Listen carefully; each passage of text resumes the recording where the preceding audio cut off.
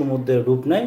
আর এটা যে তারেক রহমান, সেই তারেক রহমান কিন্তু বলেছেন আজ কথা একটাই, কাজ একটাই, সেটা হবে দেশ গড়া। সেজন্য শ্রমিকরা কেউ কারখানায় কাজ করেন, কেউ ইমারত নির্মাণ করেন, কেউ জুট মিলে কাজ করেন, কেউ শ্রমিক শিল্পে কাজ করেন, কেউ হয়তো রেস্টুরেন্টে কাজ করেন, কেউ হয়তো পরিবহন কাজ করেন। বিভিন্ন পর্যায়ে বিভিন্ন শ্রমিকদের ভাইরা আছেন। আর সেই শ্রমিক ভাইদের উদ্দেশ্যে আমি বলতে চাই, আপনারা যেমন বিভিন্ন সেক্টরে কাজ করেন, আপনাদের খাতায় আমি আমার নামটি লেখাতে চাই একজন শ্রমিক হিসাবে। অর্থাৎ এর কারণ ব্যাখ্যা করে প্রধানমন্ত্রী বলেন, আপনি যেভাবে ইমারত শ্রমিক হিসাবে ইমারতটি গড়ে তুলছেন, এই দালানটি গড়ে তুলছেন, আপনি একজন পাট শ্রমিক হিসাবে পাট কলের উৎপাদন বৃদ্ধি করছেন, আপনি একজন শ্রমিক শিল্পী হিসাবে যে শিল্প হিসাবে পোশাক শিল্পের যে উৎপাদন বৃদ্ধি করছে, ঠিক একইভাবে আপনাদের খাতায় আমি নাম